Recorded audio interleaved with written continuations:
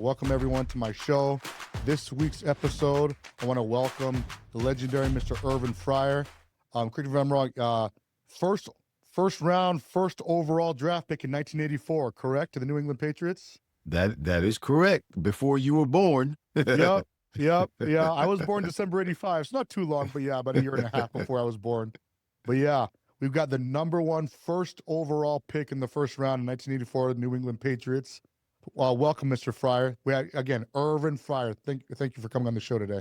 Landon, thanks for asking me to come on. I got the text message from the father giving me the invitation. I said, no problem at all. No problem at all. I thank you for asking me to be on. Oh, I appreciate you coming on so much. I'll start with, and again, I'm going to ask you certain things. Just correct me if I'm wrong in any instance. But sure. Your senior year in college would have been in 1983 for Nebraska, correct? Yes, sir. You're correct me if I'm wrong. Were you guys playing in the national championship game that year against Miami? Yeah, we were playing why you start out with bad stuff?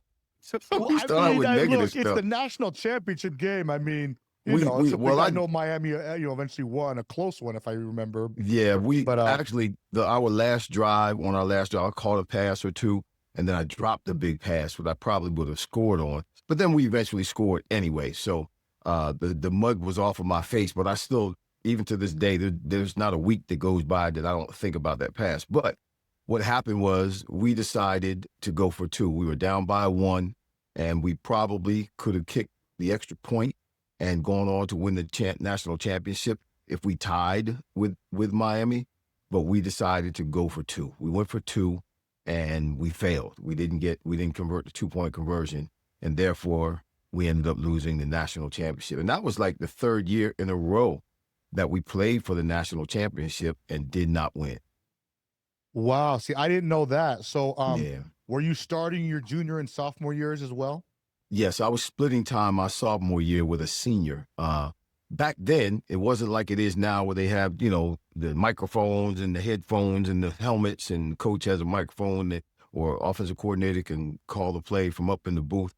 It wasn't like then. It wasn't like that then. We ran plays in. So Tom Osborne would, my sophomore year, I was running plays in with a guy that was a senior, and we were both wingbacks. And so one play, I'd run the play in, give it to Turner, he'd come out. And the next play, he'd come in with the play, and I would go out. So that's what I did my sophomore year. But then my junior year, and then my sophomore year, we played, oh my gosh, who did we play? We played Clemson in the Orange Bowl, and I believe we lost to Clemson, and they won the national championship. So that was 82 season then? Yeah. And then that was 81 season. Well, okay. Yeah, New Year's Day, 82, New Year's Day. Okay. And then my junior year, we played LSU in that same Orange Bowl. We beat LSU, but we had lost one game earlier in the season, and that was to Penn State, at Penn State. And Penn State had a loss as well, but because Penn State beat us during the season, they gave them the national championship. So our records were the same. And you won that bowl game against LSU? Yes, we won the bowl game against LSU. But they gave the national championship to Penn State, though, huh? To Penn State, yes, because they beat us early in the year. Then, obviously, the next year we come back and we're playing Miami, and we were undefeated. We were 12-0 going into that game. Because you guys were highly favored against Miami, correct? Yeah, we were highly favored. It was a tough game. It was a good game, really good game. A lot of stuff went on, and we went for two and didn't get it. So it was there's a story behind that. If you got time, I'll tell you. Yes, please. Because that's what I'm here for. It was really, when we ran the play for 2-point conversion, it was really weird because it seemed like they knew what we were doing, because they ran right where we were trying to go. The defense took off that way, so we didn't score. So I go on to get drafted. I'm in New England. I played for New England for 9 years. Then I get asked to be traded. I get traded to Miami. I'm in Miami, and maybe my 4th day in training camp. Now, this is 10 years later. Yeah. My 4th day in training camp, practice is over. I'm walking off the field. The offensive coordinator, Lou Olivadotti was his name. He comes up to me, says, "Irvin, how you doing?" We started chatting a little bit. I'm Coach Olivadotti. "Yeah, I know who you are, Coach. Listen, you want to know how you guys did not convert that 2-point conversion in the Orange Bowl. I said, what do you mean? He goes, listen, I was the defensive coordinator for the Miami Hurricanes at the time.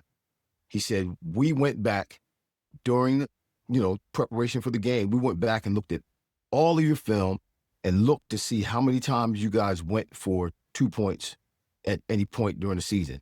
And you went for 2 points and converted a 2-point conversion one time. And that's the play you ran. And so he's correct. That's the play we ran. When you think about, if you knew back then, Coach Osborne didn't have a sheet in his hands like coaches do today. Yeah. He called plays from memory. Yeah. He called our plays from memory. And Yeah. so he automatically went to that. They knew that. He automatically went to that when it was time for a 2-point conversion. So that's why it seemed like they knew what we were doing, because they knew what we were doing. Yeah. And I didn't find that out until 10 years later. Wow. Crazy. Yeah, that's a crazy story. Oh, man.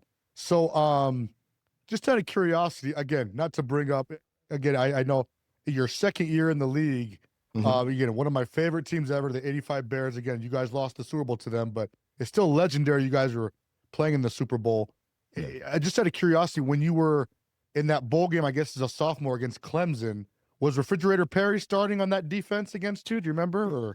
I think he was. I think he was on that defense. There were a couple of guys that ended up on the Patriots. Rod McSwain, I believe his name was. He was a defensive back. He was with Miami at the time. There were a couple of guys that played for Miami that I ended up playing with in New England. But yeah, that was a tough game too. I mean, I don't believe anybody was going to beat them that year. That's probably the best defensive team to ever play in the NFL. They had a great defense, but we made a lot of mistakes in that game as well. We were a wild card, so we had to play 3 away games to get to the Super Bowl. We went out and we played well. Obviously, we won those 3 games, and we didn't play anything like we did in those previous playoff games in the Super Bowl. I think we really made it a real big deal, even though the Super Bowl is a big deal. But the saying is, you treat a big game like it's a regular game. But we treated it like it was a big game, and I think we were a little bit overwhelmed with what was going on when the game started, and we weren't ready for the start of the game. And by the time we settled down, it was too late. They were too far out in front of us, and things had gotten out of hand. Yeah. Now, you scored the only touchdown for the Patriots in that game, correct? Yes. I believe that was in either late the third quarter or early in the fourth quarter. Yeah. Nice. Now, let me ask you, you're drafted first pick overall in the 84 draft. Were you drafted by Raymond Berry? I was drafted. That's a great question. I was drafted by Ron Myers. When I was drafted, Ron Myers was the head coach for the New England Patriots. And then halfway through my rookie year, Ron got fired, and that's when they hired Raymond Berry. So most of my time— he came in like halfway through the season of 84. Yeah. Yep. He came in and took over the team about, well, maybe not halfway, maybe about 4 or 5 games into the season. Okay. Interesting. Now, correct me if I'm wrong, he was your head coach for a while, or at least most of your time, or at least half of your time on the Patriots. Is that right?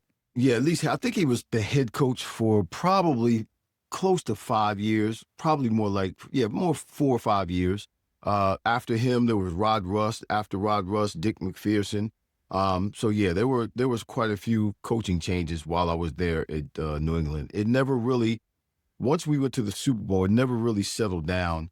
I guess Raymond got into a disagreement with the Sullivans, who were the owners, with regards to doing things his way and choosing the players he wanted.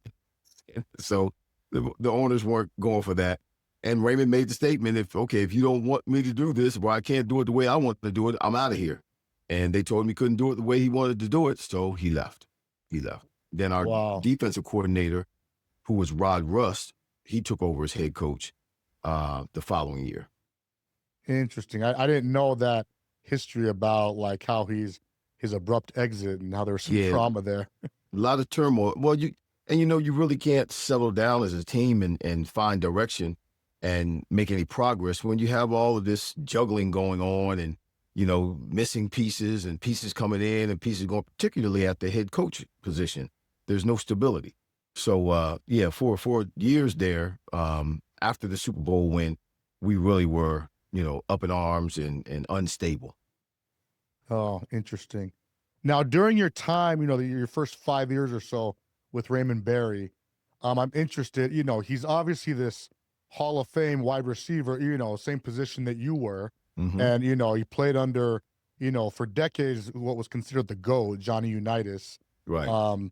Did he talk much about, his Hall of Fame career, playing with Johnny Unitas and all these other Hall of Fame players he played? Obviously he played in what's, unanimously called in the NFL history as the greatest game ever played, that 1958, championship game. Did he talk much about his playing days and stuff, or not so much? No, he didn't talk much about his playing days. He didn't tout himself or, talk to us as though we better listen because he's been there and done that. He did impart some wisdom, particularly to us at the wide receiver position. But understand this, in the middle of my time there in New England, the league had begun to change, and they were becoming more creative, more innovative with the passing game, and Raymond was old school.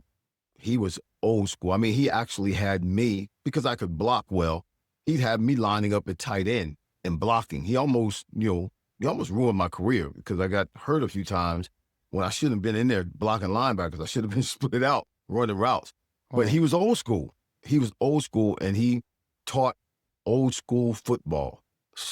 Smash mouth, run it down your throat, run simple routes, hurry up, run those simple routes and get open. Otherwise, it's not good enough if you don't do it fast enough. So the game changed midway, or started to change, I should say, about midway through my time there in New England. And I found that out when I actually went to Miami, because Miami, and other teams as well, but Miami did things totally different than the way we did things in New England.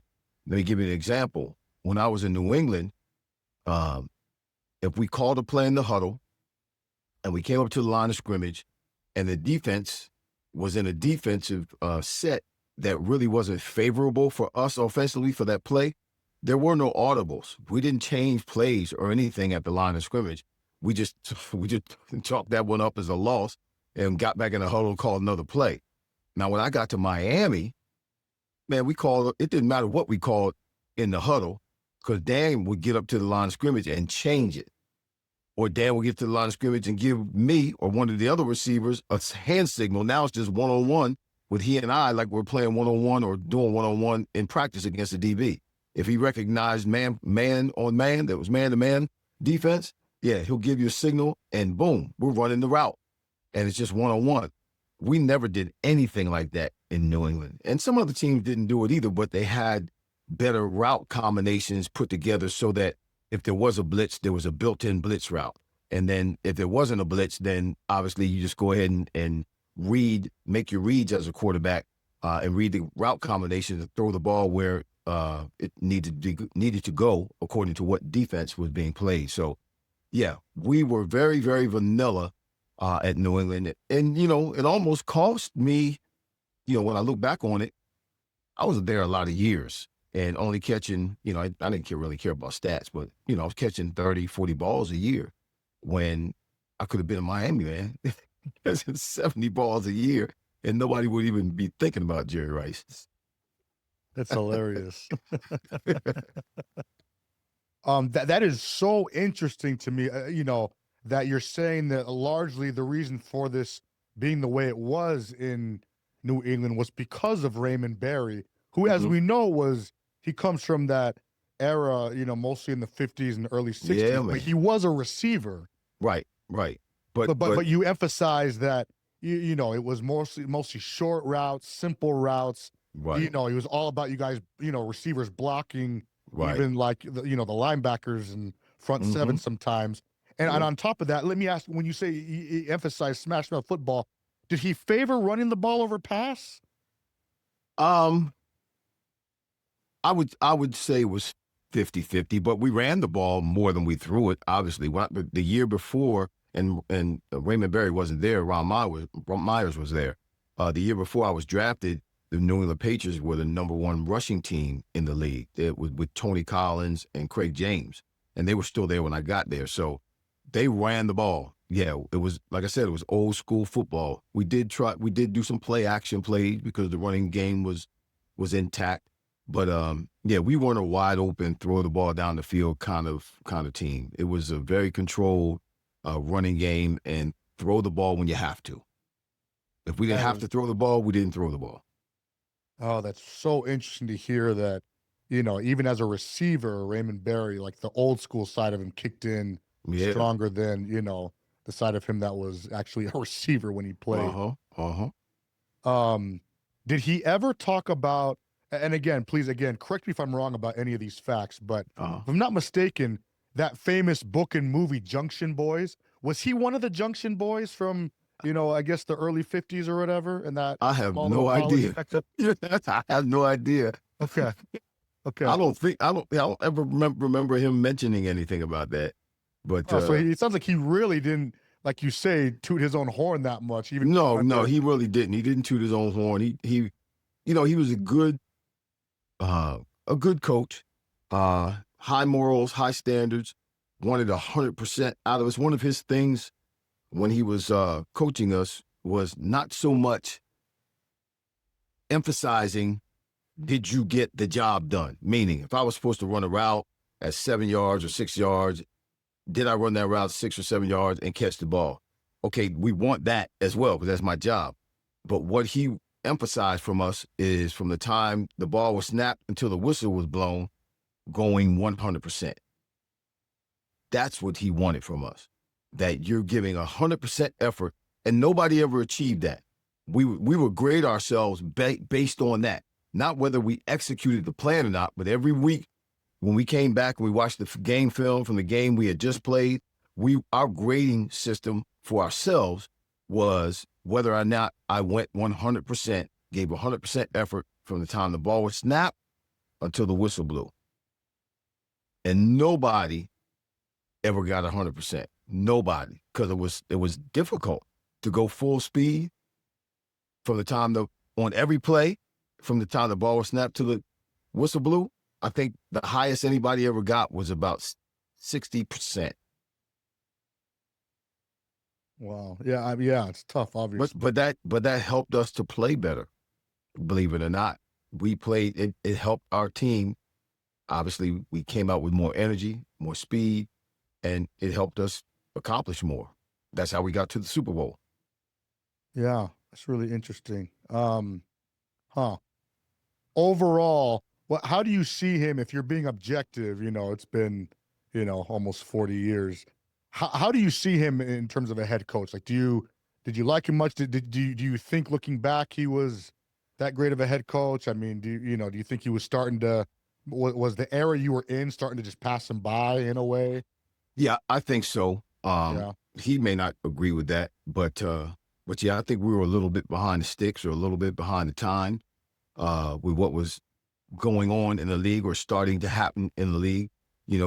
San Francisco was coming along, and they were starting that West Coast offense, and teams were struggling trying to defend that, and that's when it really, really took off. But yeah, he was a little bit behind the sticks, a little bit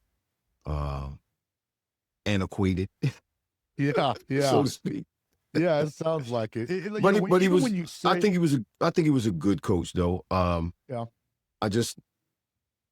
I don't. When I look back on my career, I wish he would have used me a little bit different instead of, because like I said, the way he was using me, it really could have messed up my career, and I really could have been in a position health-wise not to be able to continue to play as long as I played, because he had me in places that I shouldn't have been. I'm 205 pounds. I'm down there with blocking linebackers and cracking back and three-point stance, and got big linemen standing over me. He had me down in the trenches quite a bit because I was a good blocker. And I guess he thought I was a better blocker than some of the tight ends, but he had me, my little behind, down in the trenches, and I really could have gotten injured in a significant way. I did a few times, but I guess it wasn't bad enough to keep me from playing as long as I did. Oh, that's interesting. Even the part about him being like strict about, no audibles. I mean, again, not that I know that well, but that seems a little outdated even for the 80s. Well, Was that there ever we didn't. turmoil with the quarterbacks? Like, did they resent that you, like you said, you No, get this no. defense and it's just a lost That play? was just something we didn't do. It was never discussed. Nobody ever brought up, why don't we, have a change of play at the line? No, that was something that just he was limited, I guess, to what he put in as an offense. And there just were no changes. There were no changes. It's so interesting, especially again, but with his background with Johnny Unitas, who was, Mm-hmm. from what I understand, he was famous for, I don't know if he audibled all the time, but he was famous for kind of just being the leader and picking everyone apart, Yeah, you yeah. I'm know? sure he and Johnny Unitas has some signals. Yeah, yeah, yeah. Oh, that's interesting. Well, you get, like you say, you get to the Miami Dolphins in 93, 94, 95. Is it those 3 Mm-hmm. years? Yeah. Now, Yep. so you're there with the legendary Dan Marino, and Don Shula was still the head coach for your full time there, correct? Yes, sir. Yes, sir. So it sounds like, just from what you've already said, things were already innovative over there. Dan Marino had a lot of autonomy to call audibles and give you signals and switch things up. Um, how was that? Did you like Dan Marino? Did you like Don Shula? Like, what was it like over there with those two legends? I loved it. It was like being born again, man. That's when my career took off. That's when I really learned how to be an NFL wide receiver.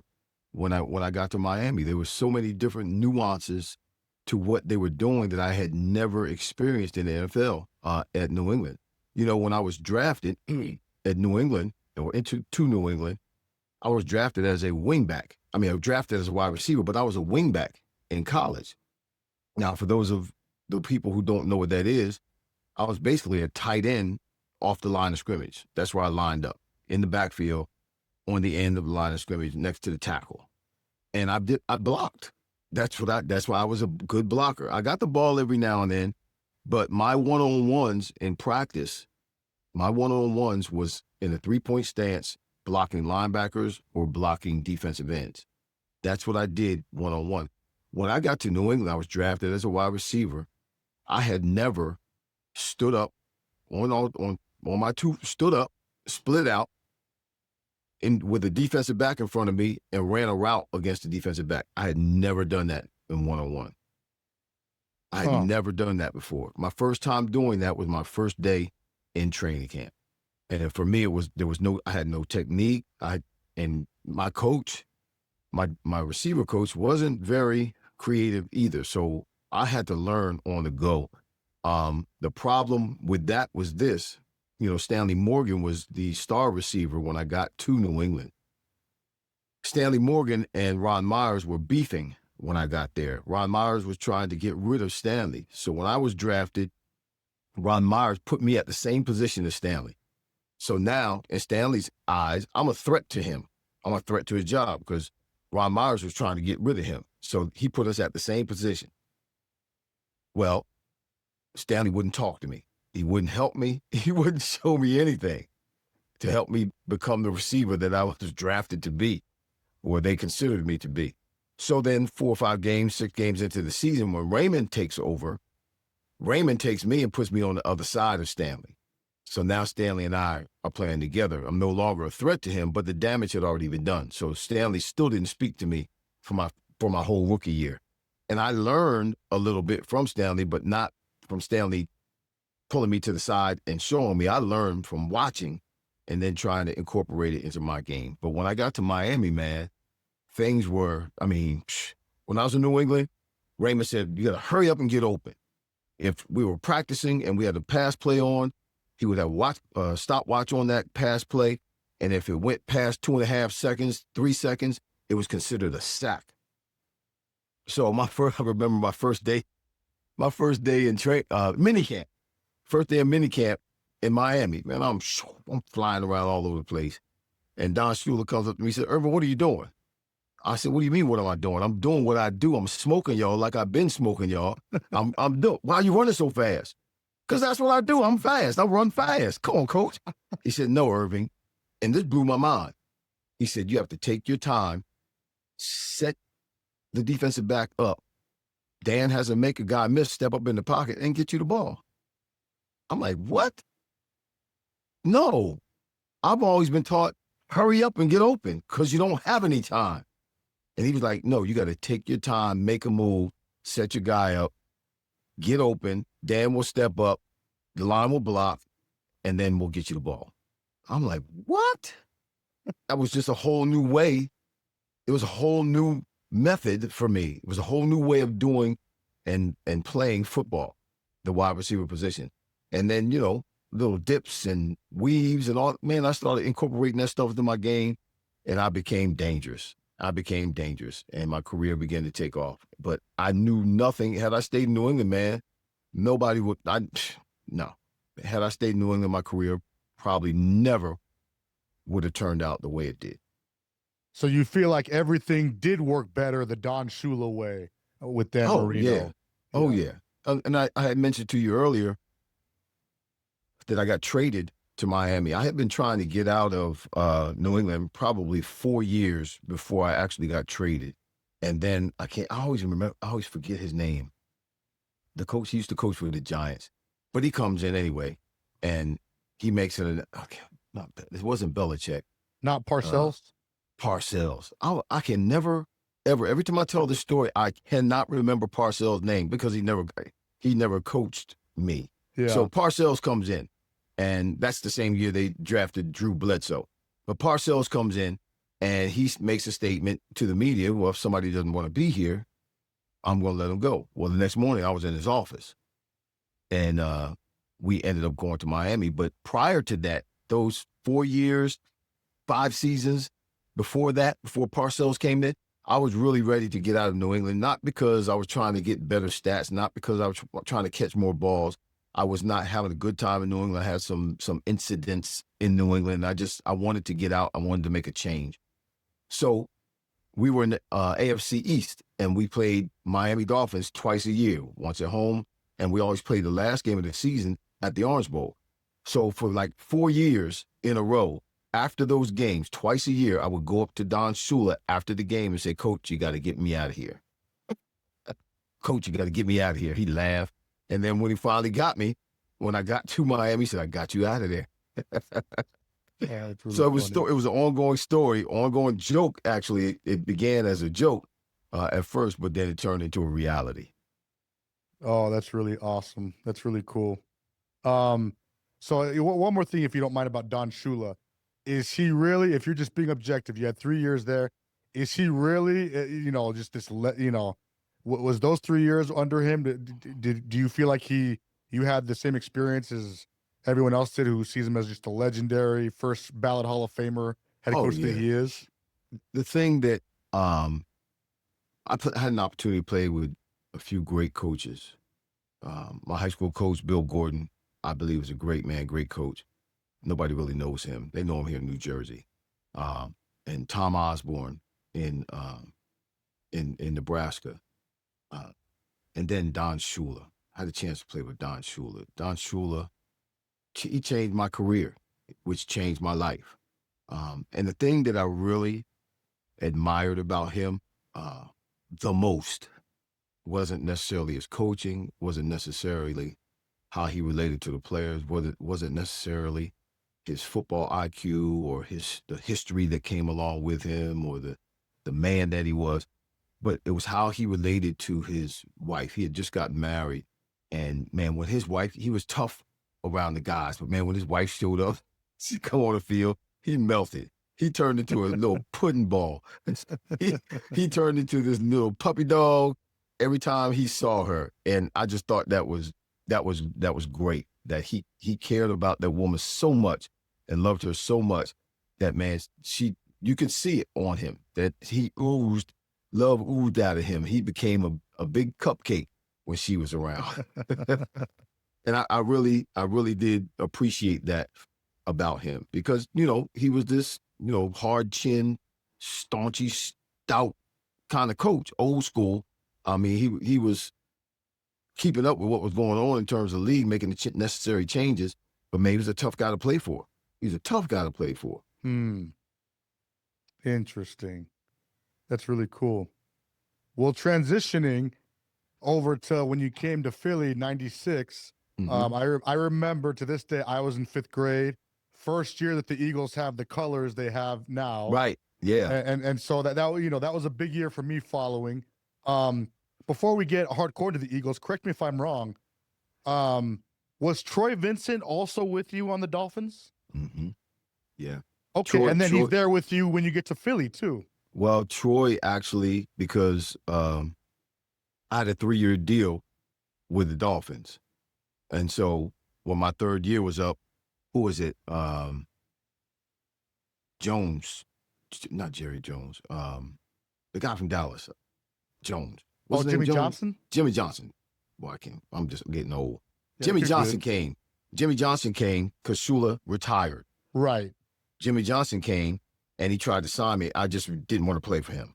So. Oh, really? Just based on his reputation, or? Yeah, I didn't. For some reason, I didn't want to play for him. Interesting. But I wasn't done playing. Yeah. And so Troy had already signed with the Eagles as a free agent. He was gone and signed. So a few days after Troy signed, I get a phone call from Troy.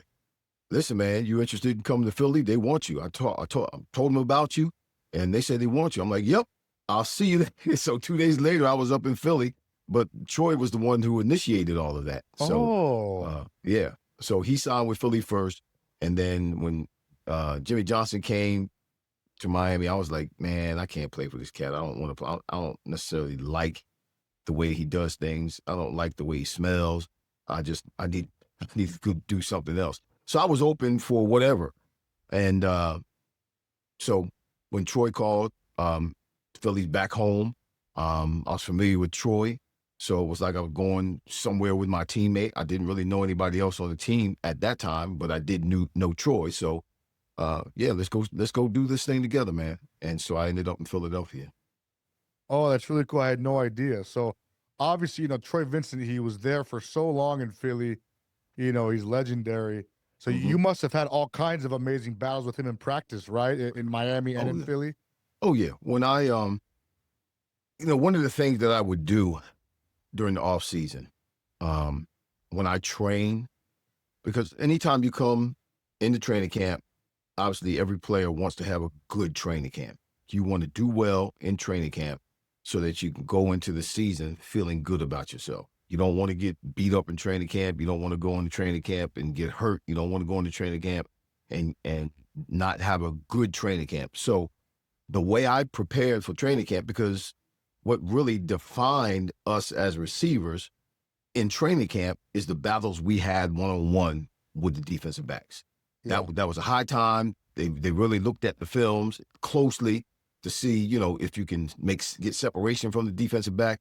But, we're playing against the same guys every week. And now I had been playing against, running-routes against Troy years now. So I would always prepare to go to training camp to beat Troy because I had to beat Troy. Now, it didn't matter with the other guys.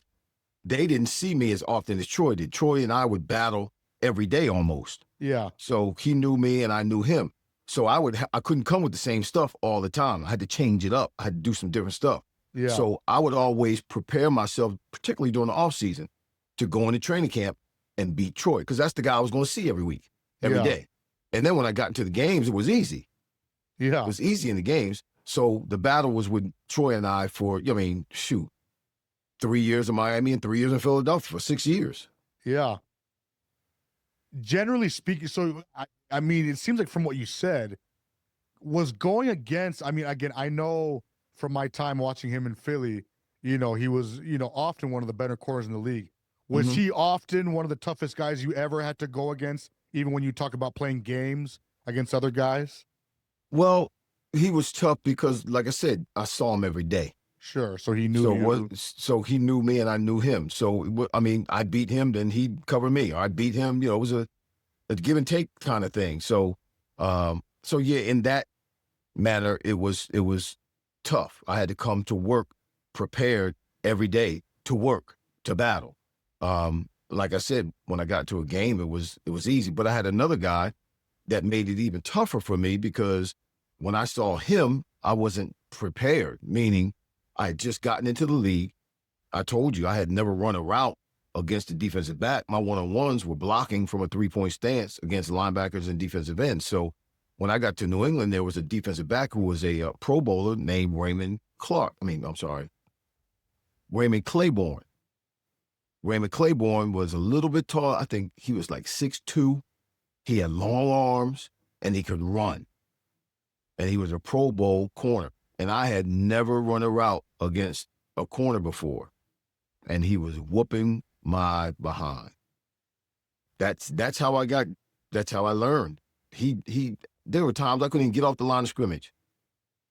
Because he was that good, but I was that inexperienced. He jammed me up in the line of scrimmage. I had to learn. Yeah. I had to learn. Yeah, interesting.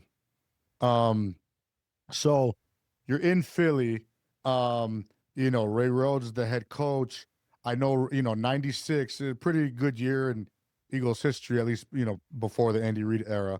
But yeah, Rodney Peete starting quarterback. Eventually he gets hurt during the season. Ty Detmer takes over and you guys go to the playoffs. How do you like, how did Rodney Peete compare and contrast to Ty Detmer? Oh, wow. Ty, I believe, was more of a finesse kind of guy. He'll throw a finesse ball. He threw the ball more like a Joe Montana. Okay.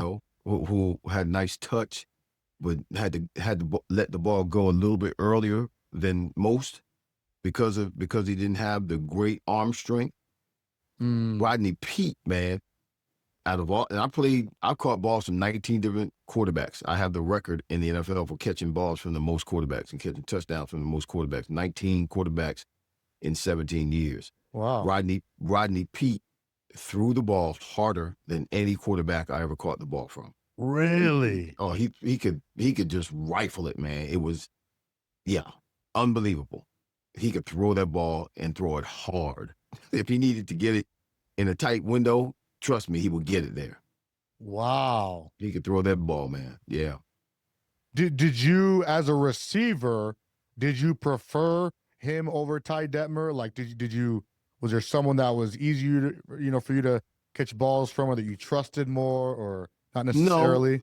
No, because I had learned up to that point because I had played with so many different quarterbacks. I mean, even when I got to Miami, Dan got hurt 4 games into the season, and he was down. So I had to play with another quarterback, a left-handed quarterback. So I had learned that and trained myself that it didn't matter who was throwing the ball. The balls is the same, made out of the same thing. It's the same shape. When it comes in my area, catch it. Yeah. It didn't matter who's throwing it. Don't matter. Just catch it. Interesting. How did you like Ray Rhodes as a head coach? Obviously, he's a defensive guy with a defensive background. He's known as a tough guy. How did you like him as a head coach? Again, obviously, you had Raymond Berry before. You had Don Shula. How did Ray Rhodes compare to those guys? Well, first Ray was my first my opportunity to play for a black head coach, African-American head coach. I'd never done that before. I had some assistant coaches that were black coaches, but not a head coach. And, when I got to Philly, I was in my 30s. So Ray Rhodes was more like a big brother to me. We had a relationship where, we talked, and he was more like a big brother to me. He understood where I was in the league, that I knew how to do what it is I need to do in terms of prepare myself. He never bothered me with that. He'd bring guys in here during the offseason into Philadelphia and make them train in Philadelphia during the offseason because he didn't trust them to train right at home. But he never did that. You. Yeah, he trusted me. I stayed because I was still living down in Miami during the offseason. I stayed in Miami. He never bothered me. Never. I always came in shape, came in ready. Matter of fact, better shape than the ones that were here training. I did more. I always did what I had to do. But yeah, it was a great experience and a great relationship that I had with him, unlike any other head coach, in that he was more of a friend to me a big brother to me than my head coach. You know, I respected him and treated him with respect because of the position that he held and the authority that comes with that position as a head coach. But I knew that I could also just come up to him and talk to him, share things with him, and he the same with me. That is a really cool anecdote. I really like that. And at the end of the day, he was quite a bit younger than these previous head coaches you had. Yeah. So he literally, it wasn't, might have been felt more like a big brother than a father figure. It's really cool.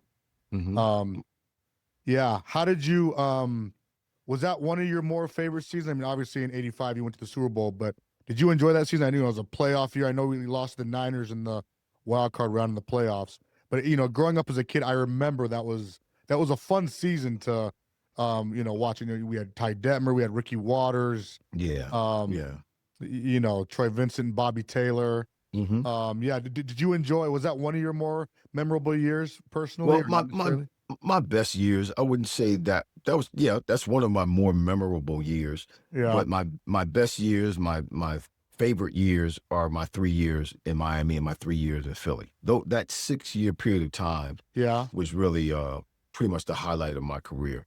And, I played with a bunch of great guys, and I was able to put up some really good numbers, particularly in the latter part of my career, which, was unusual for most, particularly receivers.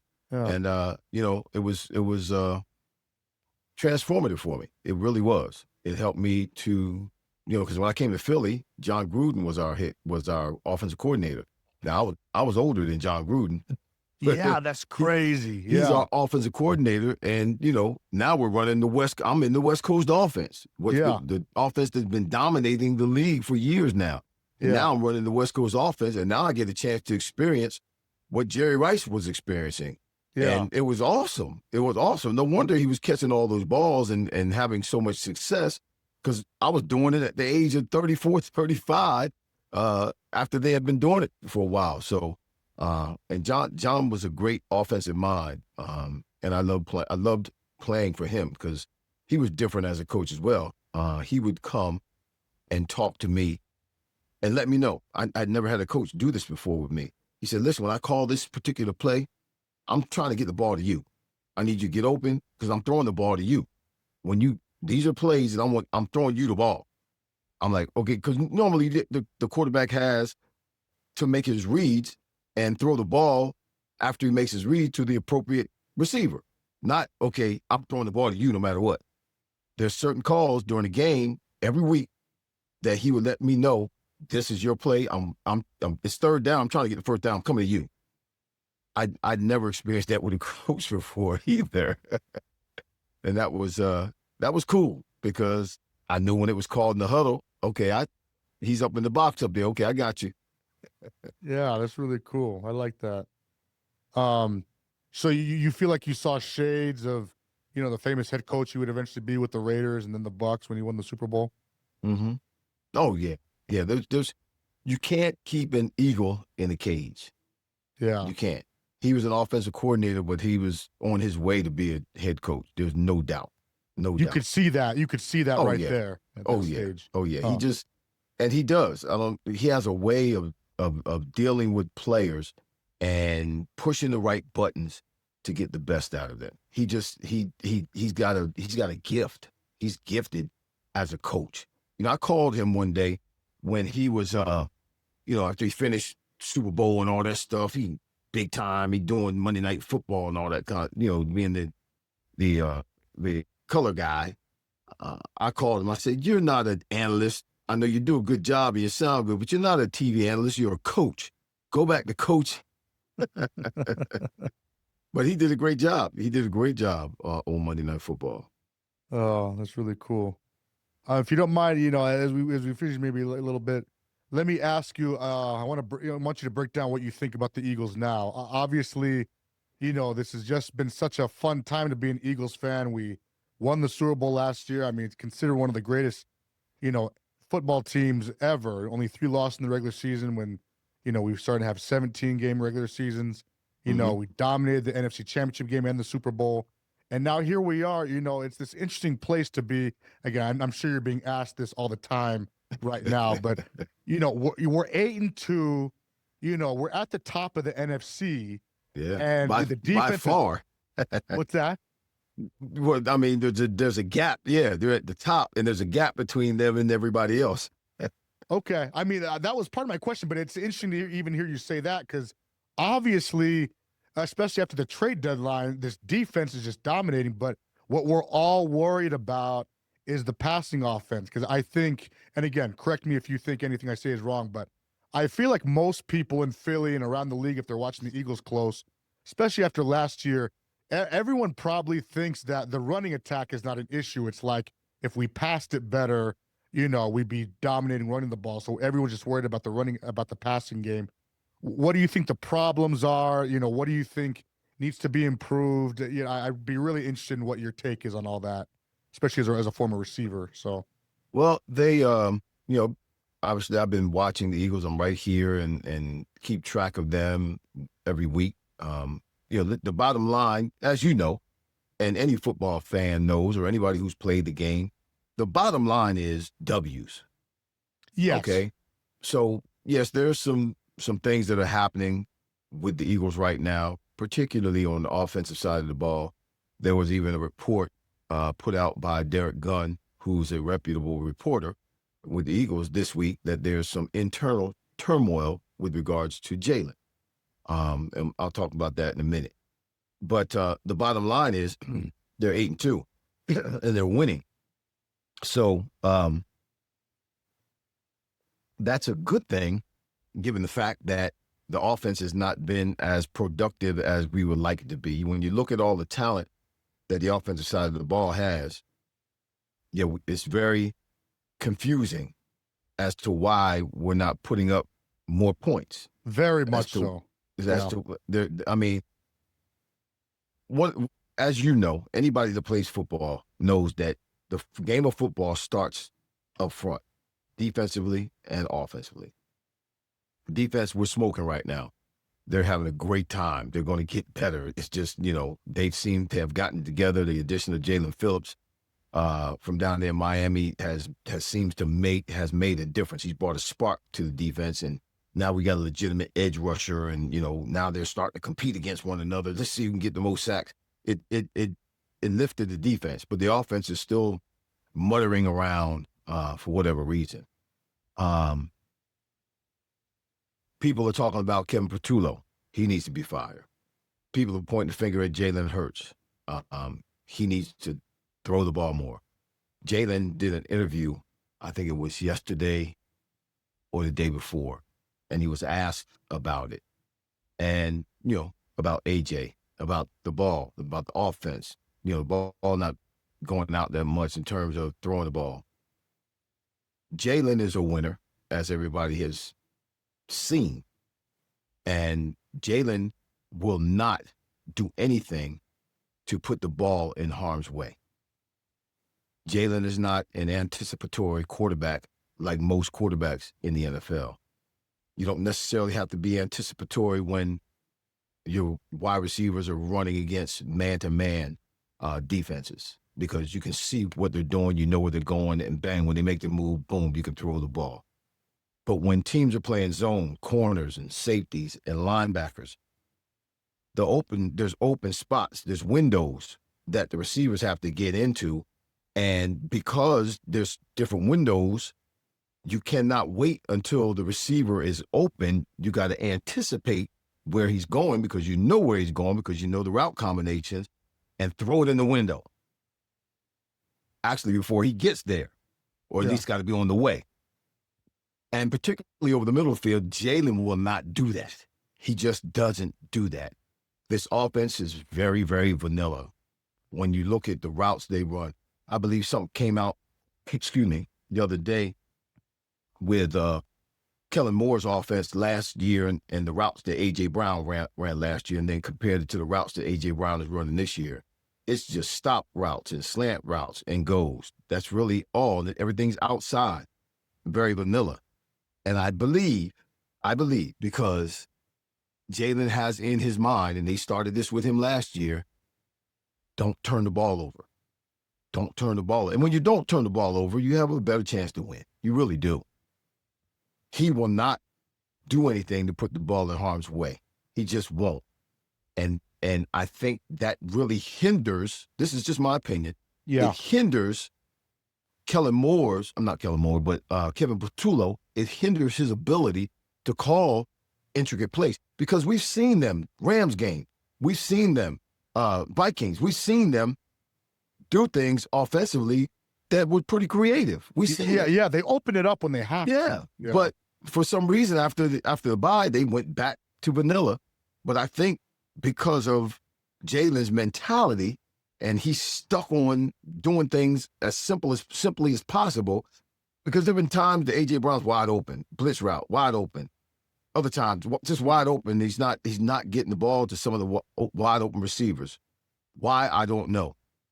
He's just adamant about making sure he takes care of the ball, and I think that limits Kevin Patullo and what he can call, because he knows Jalen is not going to work with Jalen's mentality. That's just my opinion. But here's the sad part about it. There's been reports, A.J. Brown started last year reading books on sidelines, and cryptic tweets and comments and all this, talking on a podcast. It's all this stupid stuff and all this internal turmoil that's going on right now. It's really, really disappointing to me because I look at my career. I played 17 years in the NFL. I'll never put a helmet on again. I'll never put a uniform on again. I'll never get on the field and run a route again. I played 17 years. Yes, I did get to a Super Bowl. We got our butts smacked all over the place. And I never sniffed a Super Bowl after that. 15 years later, never sniffed another Super Bowl. Here is a group of guys who have more talent than any other team in the league. They just won the Super Bowl this year. They won the Super Bowl in February. Yeah. So they're the champs right now. They won that Super Bowl this year. All right. And they got as good a chance as anybody else in the league, probably more so. They're probably touted to be the favorite to get back to the Super Bowl and win the Super Bowl this year. They have an opportunity to do something special, even to be declared as a dynasty, because they won 2 Super Bowls in the last 7 years. They've been to the Super Bowl 2 times in the last 3 years. They got an opportunity to do something special. And here they have all this internal turmoil going on. Guys worrying about stats and guys worrying. It's just very, very disheartening. They don't understand the opportunity that they have and how special this moment is for them. And they're worrying about and focusing on the wrong things. Guys, just keep going out and winning. Keep going out and doing what you're doing and stop worrying about who's doing this and who's not doing that. We're a team. We're a team. We win together and we lose together. We've been winning close games. We've been winning what people may call ugly games. But guess what? We can do this a little bit easier. We can do this a little bit different. But all that matters is that we're winning. And they've been playing. They've got the toughest schedule in the league. And they've gone through the toughest part of their schedule. Yep. And they're 8-2. Yeah. The schedule gets easy after this. Yes. Most people thought they were going to lose to Detroit or lose to Green Bay or lose to Tampa Bay when they went to Tampa Bay. They beat all those teams. Yeah. So, yeah. It's just very discouraging or disheartening for me, disappointing for these young cats to not realize, and I didn't either when I was playing, the moment and how precious it is, and that you need to cherish it and come together and unify so that you become one and get rid of all that other stuff. Because that other stuff, when you get beyond and you can't put a uniform on anymore, you can't go run a route anymore, all that other stuff's not going to make a difference. Yeah. Yeah. I agree. Let me ask you, the point you made, it's interesting because I want to hear what your opinion is. And, we talk, the way you talk about Jalen Hurts, he's very, very, he's not a risk taker. No, it seems like, at all costs, he just doesn't want to commit turnovers. That's right. And like you've said, that has succeeded for us. It succeeded last year. I mean, obviously, 3 years ago, we went to a Super Bowl and we lost, but, it's worked for him and it's worked most of the time this year. Yeah. But with that said, you also make the point that that's also limiting in terms of what the offensive coordinator can do, what Jalen can do, because he's so, He can't. He won't do it. He won't do it. He just Because won't. I mean, when there was a Green Bay game. They had three receivers set to the left, one receiver set to the right. Trips on the left, and a receiver on the right, single receiver on the right. And the linebacker started to walk up. So when the ball is snapped, everybody's got to read it and watch to see if it's a blitz. Ball snap, it's a blitz. Obviously, there's got to be a blitz route. There's got to be a sight adjustment, a blitz adjustment. Well, on the trips side of the formation, there was an automatic blitz adjustment built into the route combinations. It was A.J. Brown coming in across the middle, just coming in across the middle, not a slant. He just ran into the middle of the field. It was a blitz. That's the number one. When it's a blitz, the number one read, the ball, where the ball's supposed to go first, is to the sight adjustment, to the blitz adjustment. That was A.J. Brown. A.J. Brown standing in the middle of the field. I'm talking about nobody within 5 yards from him anywhere, front, back, or the sides. He's by himself, literally, because everybody blitzed. The linebackers were gone. Jalen looked and started moving to the, all you have to do is just give him the ball. Give him the ball. So here's the thing. He couldn't give him the ball, or he wouldn't give him the ball. He couldn't throw him the ball, or he wouldn't throw him the ball. In my opinion, he wouldn't throw him the ball because he could have, but he wouldn't. Why? Because he won't do certain things. He won't take a risk and throw the ball over the middle of the field. Maybe because he thinks somebody's going to bat it down. I don't know. But nobody was going to bat it down where AJ was. Maybe he thought a lineman would bat it down. I don't know. But he will not do certain things, and that limits what the play caller can call, because he knows he's not going to do certain things. And I believe when they're in the meetings and they were running past that play, Jalen, why didn't you throw the ball there? Because I'm not throwing the ball here. That's got to be what's happening. So in your what he's doing is working. Okay, yeah, it's so interesting because, like you say, it's this interesting tug of war because so often it is working, and maybe part of it is because the defense is so good and this, that, and the other. But at the end of the day, like if it were you, if you were the head coach, if you were calling the shots, I'm interested in what would you prefer? Would you prefer him to open it up a little bit more, or are you kind of advocating for the reality that the offense is going to continue to be a little one-dimensional and flat-footed? But with that said, we're not going to turn the ball over, and it's a little bit better. Obviously, it's hard to find what the perfect sweet spot is for any of us, right? But what would you prefer? Like, if you were the head coach, what would you want him to do? In watching Jalen, if I was the head coach, I would have to, I couldn't argue with him. I couldn't try to push him in the direction that, a different direction than he's already moving in. Why?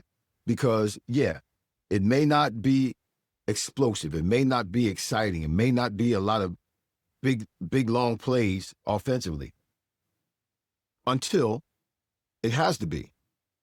If they get behind, when they get behind, and we need a play, guess what? He makes the plays. Yeah, and they do open it up. You know what I mean? He makes the plays. He makes the plays. Yeah, he makes the plays. So, and I'm sure that's what Jalen has in his mind. I don't need to throw it there. I don't need to try. I don't need to take that risk. Now, right now, we're not down. We're up by 3. What am I doing that for?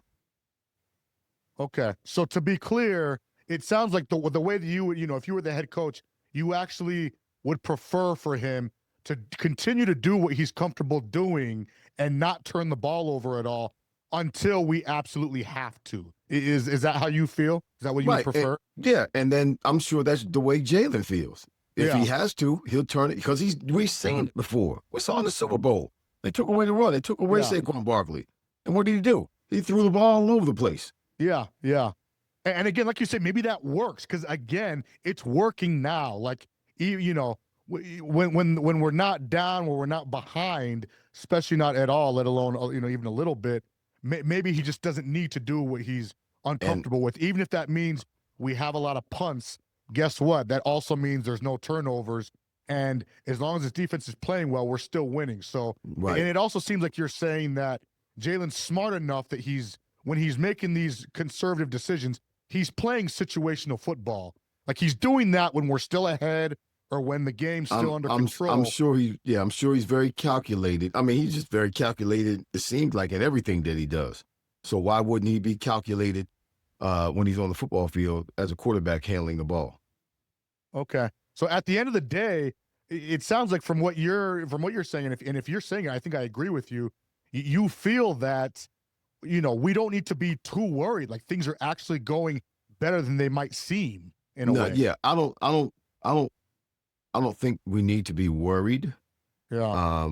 Until it doesn't happen. Meaning, I think they have 7 games left. I think at some point in these 7 games, the defense is going to falter a little bit, and we're going to have to put some points on the board. It may be against the Cowboys this week because they're statistically, the Cowboys are in the top 5 offensively.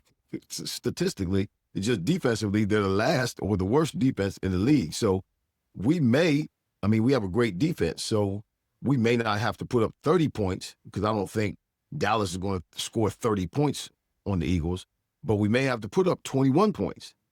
Yeah. So if we have to put up 21, let's see if we can. And if we can, guess what? We got to shut up. If Jalen goes out and it's a shootout and it just happened, they scored and we got to score, they score and we got to score, or they're ahead in the latter part of the game and we got to go down and score to win, we got to throw the ball to do it, and Jalen does it, we all have to shut up. Yeah, I like that. We all have to shut up.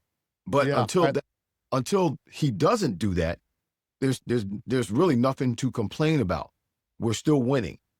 And we haven't been in a position where we needed to throw the ball to win the game and we didn't or couldn't. We haven't been in that position. So if that happens and we can't accomplish it offensively, now we got a problem.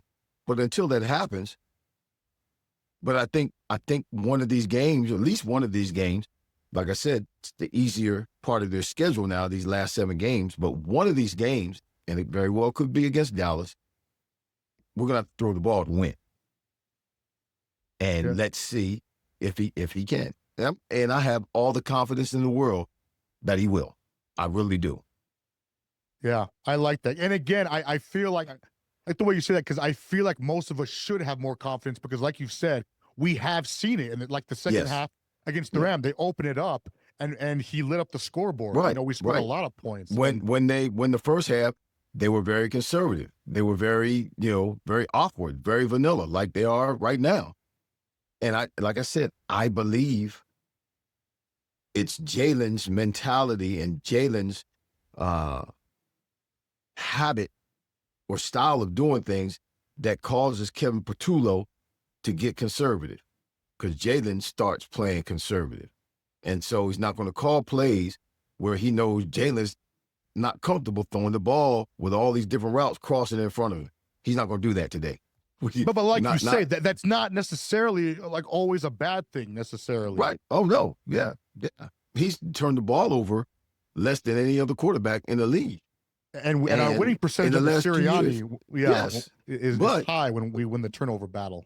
But the Eagles are 3 and out more than anybody else in the league. That's not good either. Yeah, but at the end of the day, we are winning, like you emphasize. Yes, right. And I feel like you're emphasizing something that's we all need to remember, especially those of us who never played on that level, the reality that, Jalen knows more than the fans do. Yes, and so, like you say, a lot of times he's being conservative, but he's being conservative because he knows what the scoreboard is, and he doesn't need to risk, turning the ball over. Like he knows what he's doing, Right. And so, you're correct. Yeah, I appreciate it. We'll wrap it up, but Mr. Irving Fryar, thank you so much for coming on my show. Can't thank you enough. It's amazing privilege to have a legend like you come on my show. Really appreciate everything.